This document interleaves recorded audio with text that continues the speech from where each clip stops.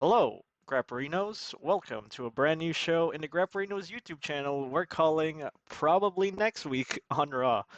I'm Brian, and also in the show, the number one WCW Mark, Mike. Say hi, Mike. Wow, you're gonna call me a jabroni Mark on the first episode? I Damn, we are off mean, to a great start. what else can I call you? Also a Mark? Is I that? mean, isn't the definition of a mark of someone who believes that it's actually real when it's fake, you know? Like they buy into the hype? You can say a Mark is a wrestling fan, which I'm guessing that you are. Isn't that like that's the derogatory meaning of the word though? I thought like the actual meaning of the word was someone that believes like that it's real or something like that. I could be wrong, you know? My lingo isn't fully fleshed out yet, but Let's just say new wrestling fan who is also a fan of WCW in the late 90s. there you Mike. go. That's More That's more appropriate. inoffensive. Yeah. Yeah. Well, you might be wondering what the gist of this show is all about. And it's basically about myself and Mike trying to book the next episode of Raw. However, there are going to be rules that are going to be attached because we cannot go ho hum with our booking. So these are the rules that we are operating on. We can only use active superstars on their respective rosters. No crossover, so that means no SmackDown superstar is going to be on our Raw bookings. We're only going to use the Raw roster for Raw and obviously SmackDown for the SmackDown roster people. We will also have a rule where we can use non active wrestlers, but they can only be used within the realm of possibility. So people like, oh, I don't know, Kevin Nash or Sting or whoever that are not active but may not be in shape to wrestle are not going to be part of our booking, although we may use them if we want to, if it's possible. Next rule is that it includes announced matches. As you may know, WWE announces some matches for the next episode of Raw, and we will incorporate that into our bookings with our predicted winners. And our booking will use any valid stipulation for any match that we decide to put on our booking of the shows. Aside from the announced matches, because obviously they're announced, so we're not going to try to finagle with any of that stuff. So, after watching the next episode of Raw and after our predictions are locked down for the show, we will tally all our points based on whether or not our predictions are correct using the following point system: 1 point for the people competing in a match, 1 point for the finish if we can correctly guess the finish of the match, and 1 point for the correct stipulations. That will apply for the matches that we put on our booking. For the promo segments, these are a bit harder to predict, so we're just going to simplify that. It's 1 point for the person who is doing the promo in the show, and 1 point for what they are going to speak about. And obviously, the correct order of segments, we're not really the best, but we try our best when it comes to booking. But if it just so happens that we have the right sequence of events in our booking that lines up with the next episode of Raw, that's 1 point. And the backstage segments and in between promos do not count. What do we mean by that? So there are segments in the Raw show where we have backstage segments, obviously, and those ad-free tier only Netflix kind of promos that go in between. While the people that do not have the that do not have the ad-free version, excuse me, of Netflix, we're not going to count those. If it just so happens that we have a promo segment that is an in-between segment or a backstage promo, we're not going to count that towards our points. So, without further ado, let's go ahead with our announced matches that will be incorporated into our bookings before we get into our versions of the show. AJ Styles versus Finn Balor, War Raiders versus American Made, Julia and Roxanne Perez versus Rhea Ripley and Io Sky, and the CM Punk segment are announced for the next episode of Raw. So let's get started anyway. I would Yes. like to add some clarification to the concept of this show. So Yes. this isn't like, I guess you can classify it as fantasy booking, but this isn't the same kind of fantasy booking as like say like a what culture fantasy booking, right? Where they try to paint the best story. We were trying to predict the most accurate rundown, basically, the most accurate card. We are peeking into the mind of Triple H, and we are Yes. trying to guess what this guy is gonna do. This is like your fantasy football weekly show where they're telling you, yes, I would take, Saquon Barkley for 135 yards combined. I would take the over on that. That's what we're attempting to do. We're Yeah. not trying to be like, this is what we should have done with Bray Wyatt. We should have brought back Uncle Howdy and then had it be the whole thing. We're not trying to do that. We're trying to figure out what are they going to do next week based on what they've already done. Yes, essentially that is it. Now, fantasy booking is just predicting what Triple H is going to do for the next episode. So, let's book this thing. Starting off with my version. So, as you may know on Backlash, Pat McAfee was injured, sort of. You kind of see him walking away with some wounds, and I think that they are going to take that into consideration and have Pat McAfee stay out of commentary, at least for a little while he is selling the injuries from Gunther's match with him. And so Michael Cole introduces the show, welcome to Monday Night Raw, and he will talk about sort of a match between Gunther and Pat McAfee, and then says, due to the injuries that Pat McAfee sustained, we will have to find a new sort of announcer, or how would you call it, like a commentator, to New commentator, yeah. replace Pat. Analyst. Yeah. Analyst, color commentator. And so to my left is Corey Graves, and Corey Graves introduces himself. I don't care if this does not happen. This should happen, Trips. I swear to God. But I want Corey Before Corey Graves. crashes out again. Hey now, Corey Graves is a changed man, alright? He's no longer going to be angry. He's gonna be fine. Now that Pat McAfee is out, Corey Graves can slot himself in and do his job, and the commentary of the show would be better for it.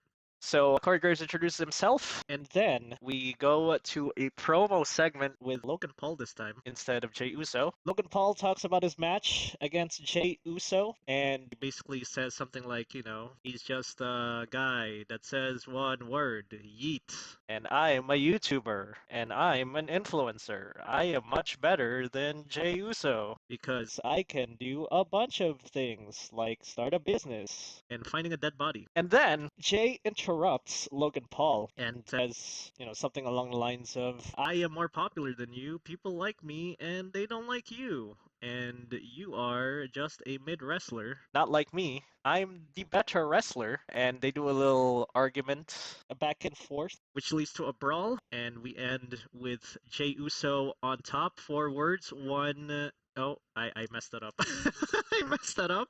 Ooh. It should be 1 word, 4 letters. Eat. It's always hard for Jey Uso to do this in terms of getting to grips with the internet wrestling community. But I think this feud with Logan Paul is probably gonna be, it's gonna result in a good match. But I think because Jey Uso has been overused, I think it's time we give Logan Paul some time. So that's sort of why I decided to have Logan Paul speak first instead of Jey Uso. But what do you know? Next, we got a match between Rusev and Akira Tozawa. This is because last week on Raw, Rusev terrorized Otis, and Akira Tozawa tried to stand up to Otis, but didn't work. So we got this Rusev. match. Yes. I love Rusev. Rusev's pretty cool. Rusev You wins. said Tozawa stood up to Otis when you stood up to Rusev. Otis is on his team. Oh, I said Akira. Akira stood up to Otis. I'm Oh, flubbing you today. stood up for Otis? Sorry. Yeah, he stood up for Otis. Oh, I thought you said to Otis. Okay. Yeah. Okay. English. Anyway, Rusev versus Akira Tozawa. Rusev, this should be a quick match. I mean, we're not taking Akira seriously here. Although, if Triple H wants to, he could make this a 10-minute match with some pretty good moves displayed from Akira, some fine offense. Try to make this an underdog sort of story, but it doesn't go well because Rusev wins by submission. Akira's gonna tap out to the accolade, and that's all I will say to that. Next, Julia and Roxanne take on Rhea and Io. This is one of the announced matches from earlier, as I said. And I think they're going to put Julia and Rox over as Julia pins Rhea, because last week we saw Rox tap Io or something along those lines. The heels, or sorry, the faces won. So this time we're going to give it to the heels. And I'm not sure where this feud is going, but I think the heels are going to go over in that match for sure. And then after that, we get War Raiders versus the Creed Brothers of American Made. And I think American Made is going to win here with a distraction from the New Day because the New Day agreed to help American Made get those titles. So I think American Made are going to be set up to be the number one contender for the tag team championships over on Raw. So they're gonna win. Simple as that. After that, we get a Lyra Valkyria promo segment. So, on Backlash, we saw the match with Becky, and turns out that the feud with Becky is not yet over. So we're getting a promo segment from Lyra, and she says, or she's going to say rather, that her match with Becky was great. It was a fine match, but I was the better woman than Becky Lynch. And Becky comes out, she interrupts her, and leads to a brawl after a back and forth between Lyra and Becky. Basically, Becky's probably going to say something like, "You got lucky because you rolled me up." And Lyra is like, "Well, I'm still the champion, and you're not, haha." And then they brawl, and we end up with Becky on top. I think this is going to set up another match between them at Saturday night's main event, so might as well build that up one more time. Moving on to Money in the Bank. So it's kind of a hard job for WWE to build up to two PLEs with their Raw shows and their SmackDown shows as well, because they're now focusing on building up for those shows. And I think it would be great if they could just put in the Money in the Bank qualifying matches at least for the next episode instead of saving them up for later. So first, we get the women's Money in the Bank qualifying match between Ivy Nile, Zoe Stark, and Maxine Dupri. Weird ass list here, but there were a lot of injuries, at least in the women's side. But I think these three should have a decent match. Plus, I want to see Zoe Stark. I think she's a great wrestler, and she could do a fine match against the other two. And of course, Ivy Nile deserves the spotlight here, and she's gonna win Ivy Nile by pinning Maxine Dupri because no one cares about Maxine. Sorry. That's all I will say about that. Sorry, Maxine. You're going down. Next, we have a segment from everyone's favorite wrestler, Gunther. Gunther talks about him choking Pat McAfee, and some of you might be asking, well, why not have him open the show? I say I'd rather have him appear at a sort of unexpected time rather than opening the show with choking out Pat McAfee. I'd rather have other stories take precedence because honestly, I think Pat McAfee and Gunther is just a B-level story. It doesn't really matter that much in the whole grand scheme of things. But Gunther is somehow going to twist this in a way where he choked out the color commentator, and this gives him the justification to go after the World Heavyweight Championship so he can dispel all the rumors from the peeps that he tapped out to Jey Uso, even though that's true, and that he's going to take the World Heavyweight Championship away from Jey Uso by cashing in that Money in the Bank briefcase if he has it. So he's going to enter Money in the Bank before he gets interrupted by Ludwig Kaiser, who tells Gunther that he is old news, he is the new generation, he is the new German, and he's going to also be in the Money in the Bank match to prove to everyone that he is not to be overlooked. And it doesn't matter if he has to take out Gunther for it. He also gets interrupted by Grayson Waller, who says that he's been waiting for an opportunity, and this is the opportunity for him and Theory to get into Money in the Bank because they're young. They are looking for an opportunity as well, and they don't want these Germans taken over. You know, it's time for the Australians to be on the Money in the Bank match this time. And so this transitions into the Money in the Bank qualifying match between Gunther, Grayson Waller, and Ludwig Kaiser. Now, I know some people are going to be outraged by what I'm going to say next, but I think that Kaiser is going to win this one by pinning Waller. So we protect Gunther, and Waller can go do another mid-card plot on Raw with some other people.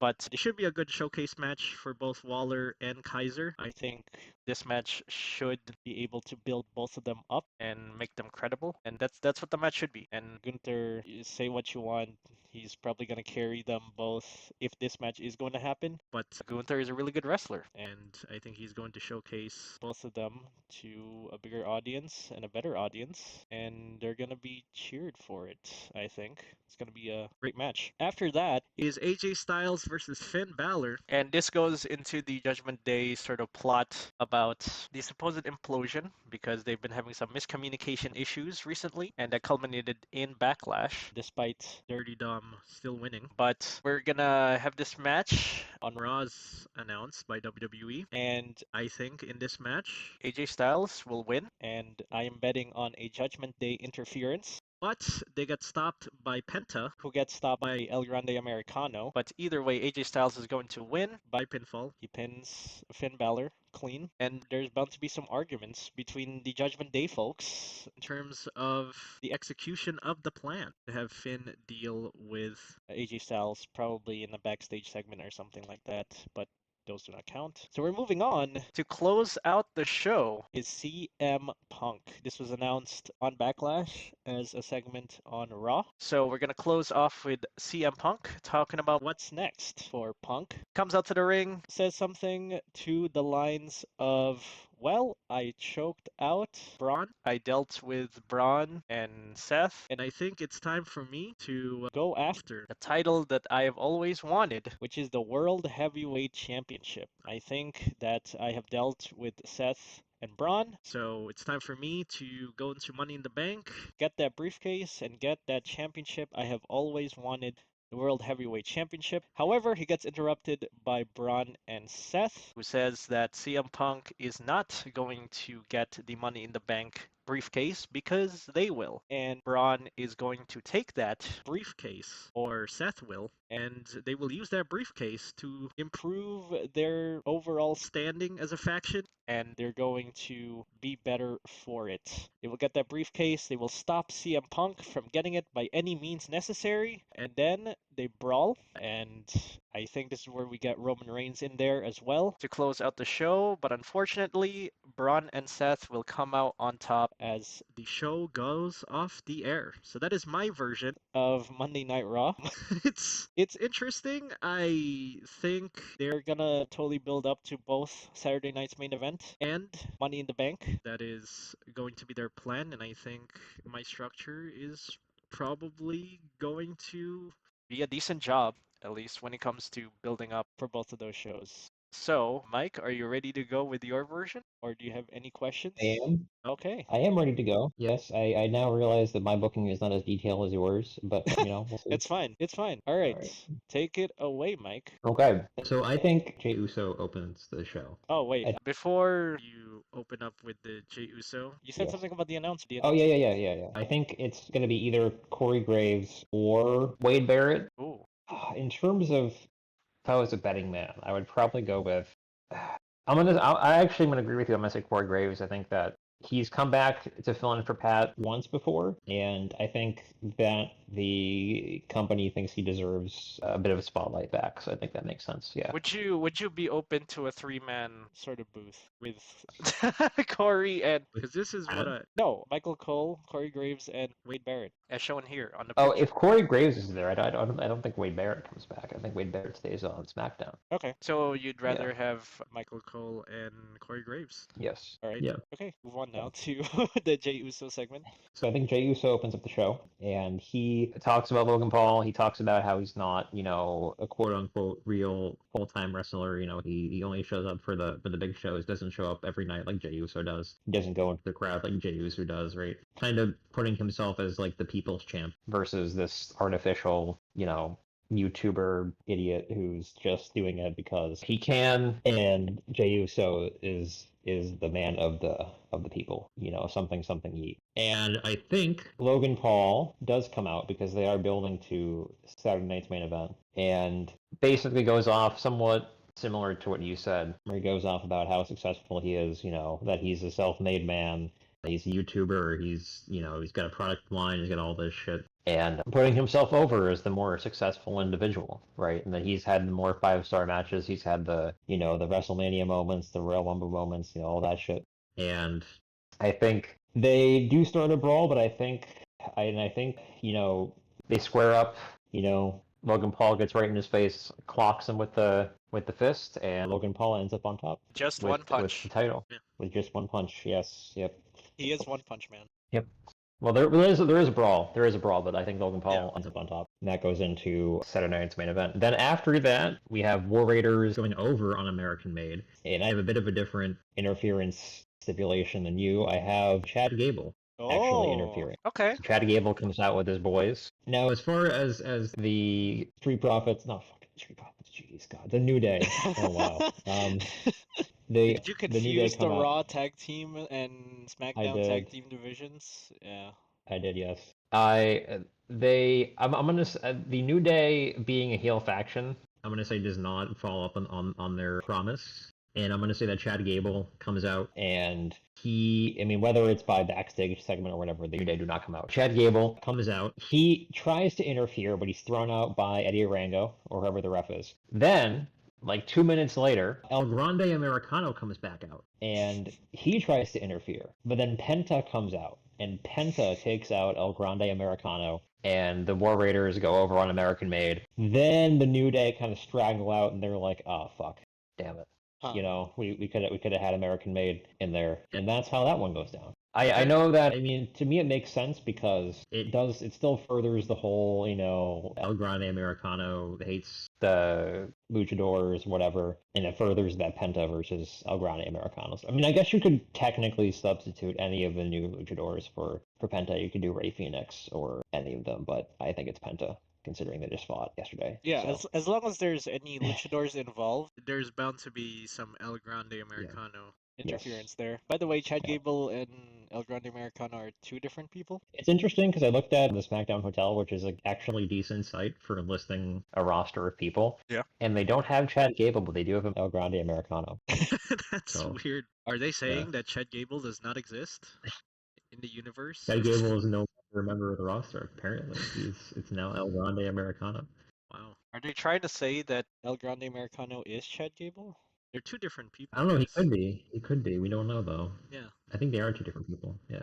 Okay. So after that, I'm gonna say Gunther comes out pretty early in the show, and he gets in the ring and he starts talking shit to Michael Cole again. But he does put over Pat McAfee, being like, it does takes a lot of balls to step in the ring with Gunther. I gotta give Pat credit where credit is due. He did actually, he came out there and gave it his all. And then he gets a little bit again. He gets a little bit angry about these "you tapped out" chants. So he decides that he wants a real challenge. He wants to fight someone to show that he is like the greatest wrestler currently in this company, right? He wants to get back on that horse, and he doesn't consider Jey Uso a challenge, right? He's like, I don't. Could it be Jey Uso? Well, no, because Jey Uso, I want someone better than Jey Uso. Could it be Cody Rhodes? No, I want someone better than Cody Rhodes. Could it be Roman Reigns? I want someone better than Roman Reigns. And then Goldberg shows up. Now, here's my justification. It's been reported that Goldberg is going to come back at some point, and apparently he wants Gunther as his last match. And the Saudis. The Saudis, like they're old decrepit superstars that are kind of past their prime. So, Before you move on, and let me yes, remind you. Let me remind you that the Saudis at one time wanted Yokozuna, who was dead at the time. So, but move on. you know how the Saudis like they're decrepit wrestlers. So Goldberg shows up and he squares up to Gunther. Gunther gets pushed down. Gunther gets speared, but he doesn't get jackhammered. He breaks out, and that builds up to what will probably be a Goldberg versus Gunther match at Night of Champions. Does he not say you're next? Is that a Goldberg thing? Yes, yeah, he does that after. That's actually a good point. He would do that after. Right. So what I'm saying is that he breaks out of the jackhammer. He doesn't get him up, and then he rolls out of the ring, walks up to the ramp. Gunther walks over to the rope, and he's like, "You're next, bitch!" And then that's it. So that ends. Yep. You're gonna get Hmm. all the how many fans in the stadium for next episode? Like you're probably gonna get You're fifty gonna get percent. all. This is ratings gold, bro. Goldberg is back on Netflix. Then after this, I think I agree with you that Rusev fights Akira Tozawa. I think Akira Tozawa loses clean by submission again because that's his finishing move. I do think Akira Tozawa puts up more of a fight than people think he does. People going into it, people are like, "Oh, it's a squash match. Rusev's going to absolutely destroy him." I think that he gives Rusev a bit of a run for his money, but he still loses. And I think that justifies him getting a spot in the Money in the Bank match later down the line, which will happen at another episode of Raw. But I think people are just going to be genuinely surprised about how much of a fight Akira puts up, and the commentators will put him over as, kind of, wow, Akira actually kind of showed up and gave Rusev a run for his money and gets a couple of near falls, but eventually he falls to Rusev. So am I fantasy booking here a little bit? I kind of, but I think if you ever see Akira wrestle, he actually can go. He just doesn't get the opportunity he needs. Uh-huh. And I think that giving him a singles match against Rusev is the start of them trying to give him somewhat of a push and seeing how far the audience will take him. Okay, so Because you he can go. He actually has good moves. He just hasn't gotten a shot, really, because he's stuck in a comedy role. right. Yeah, I do agree with you that WWE is sort of at an impasse with Akira. In fact, I would say that they kind of don't know what to do with Alpha Academy right now. It's kind of weird because I think Alpha Academy is a very interesting faction or group that they could play with, and they're just doing nothing with these guys. They're either gonna put them as jobbers or they're gonna put them in a lower card kind of angle. So I think I do agree with you that they should probably have Akira do some offense, but ultimately this is to put Rusev over. So yeah, I mean, if it's a squash match, then obviously Alpha Academy are just screwed. But I would like it if it went 10, 15 minutes and have Akira show some tendencies when it comes to pulling a comeback or something like that. Have some Yeah. bit of sympathy behind him. Yes, I think that's a possibility. Then you have Lyra comes out and talks about Becky Lynch. Says that she didn't need Becky Lynch to make her. She made herself, and she proved it last night. Becky comes out and she says, "Oh, it was a fluke. You only beat me because I don't know, like I slipped up or something, right? I would beat you again normally if we had it again." Becky comes out, doesn't say much, but she goes right at her and attacks her. Then Bailey comes back out and assists Elvira in fighting off Becky Lynch. Becky Lynch then gets knocked around a few times, and then she eventually rolls out of the ring and walks up the ramp. Becky goes over to Lyra, gives her the old "let's raise our hands together" with the title thing, You say Becky and or Bailey? sorry, Bailey, my bad. And then Bailey comes out and helps, and Becky goes back up the ramp, and that will build probably for a tag team match at probably Money in the Bank, I would assume. Becky will find someone to fight Wow. both Lyra and Bailey. Yeah, I So, can see that coming a mile away. I know they're going to do a tag team match for those two. right.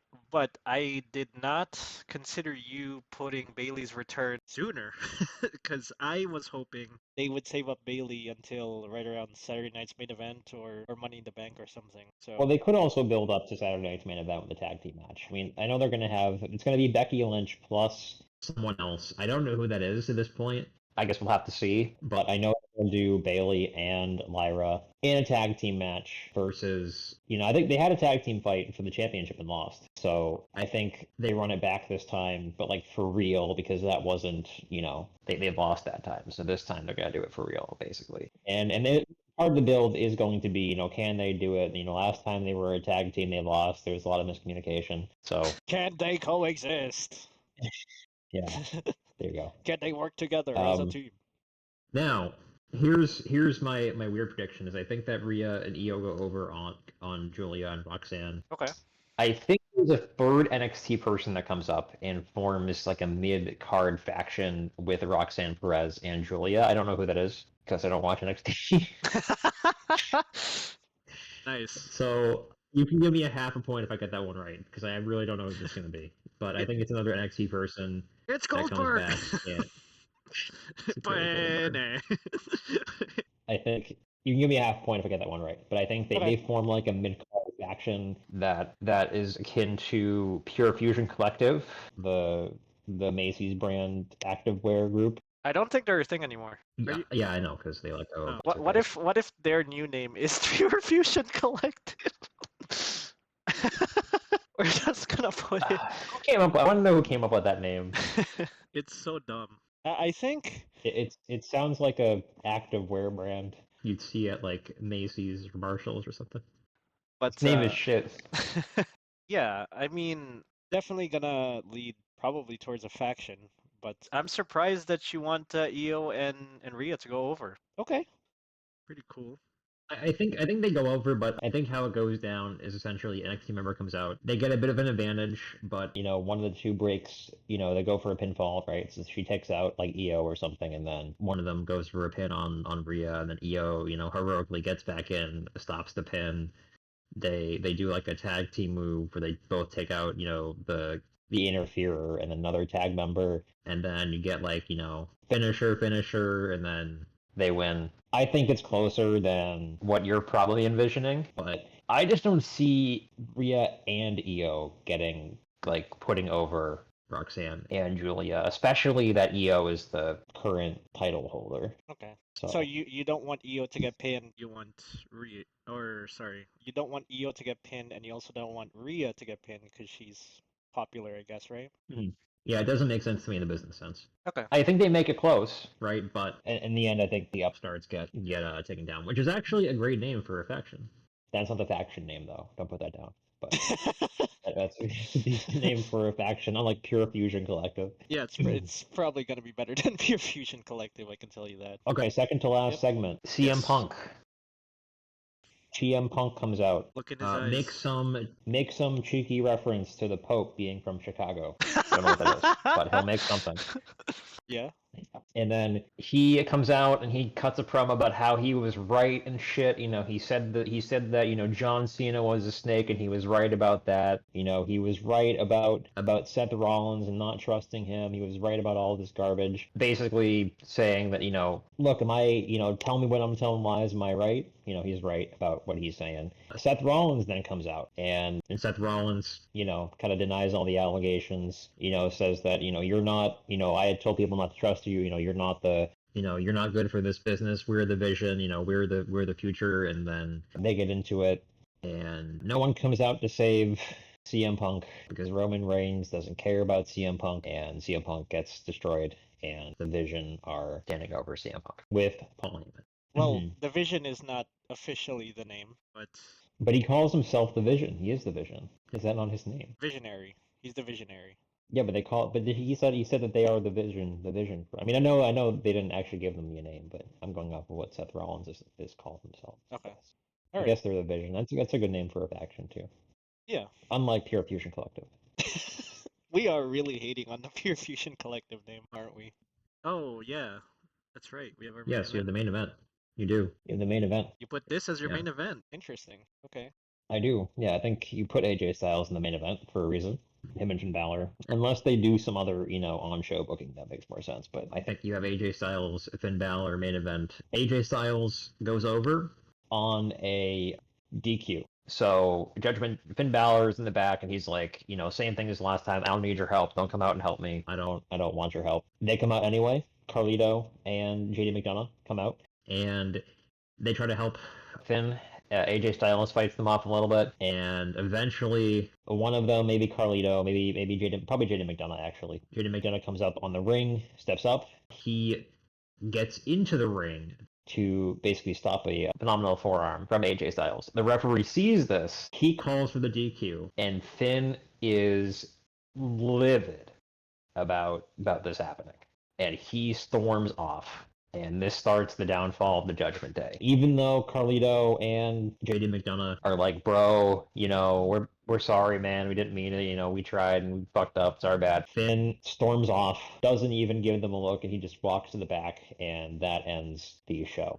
and you start at the downfall of Judgment Day. So you want Finn Because to. they've been building this for so fucking long, and it's so weird how Finn Balor keeps coming back to them, even though they keep having this communications. And it's like, brother, at one point, like you're gonna the camel's back is gonna break at some point, and True. this is it. I think. I think you build to Finn Balor versus probably like Dominic Mysterio fight at maybe Night of Champions. Yeah, Or SummerSlam. I think SummerSlam would or also be SummerSlam. pretty good.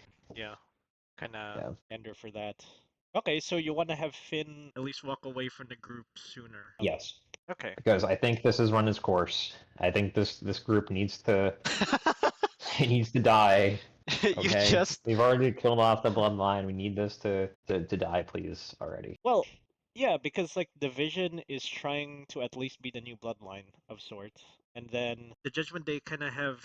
They're kind of more of like a mid card faction now. And I think it's time that Judgment Day should at least revisit their downfall because that was already planted at least some time ago, but for some reason they canceled it and now they're going back to it. So they should probably do that sooner because there are other factions that need it, like the LWO and well, there's Legato on SmackDown as well. But there are other groups on Raw that need at least the mid card titles that would benefit if the Judgment Day did not exist anymore. So I We think also don't have that many factions as well. You know, like when if you get rid of the Judgment Day, like who else do you have as like a faction to move stuff along with? Not you really that got many. So you you'll need for to form a new one. you forgot the best faction of all time, Damage Control, which is on the women's side. But on the men's side, yeah, you have the Judgment Day, maybe the LWO. Probably they're on SmackDown though. But I almost said Braun Breaker. You have Division. Yeah, not that much. So I don't know. They're probably gonna slow burn this thing if they are going to implode the Judgment Day, but they are gonna start planting the seeds right now. Faux show. And anything else? You just want Dom to go back to his dad and just be a tag team again.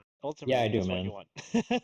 I do. Needs to happen before Ray retires. Oh yeah, at least have that like I don't know, one match, two match kind of thing before Ray goes away to retirement. But yeah, that is about it for how we think next week's, or should I say next episode of Raw, what we think it's gonna look like and how it's gonna be formatted. As I said earlier, we are going to be watching the next episode of Raw. We are going to have our predictions on hand and our format on hand. And we are going to calculate, tally up, whatever you might call it. We will get those points accumulated. And at the beginning of the next episode of this show, we are going to go over our points and maybe how we decided on those points. And we will do the same thing that we did here.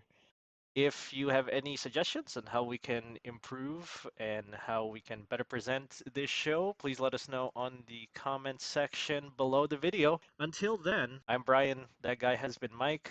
Oh, anything else you want to say, Mike? Thank you for ordering at Rapperino's Pizza. Okay, there you go. Thank you for ordering Crapperino's Pizza. Arrivederci. Is that the Italian goodbye?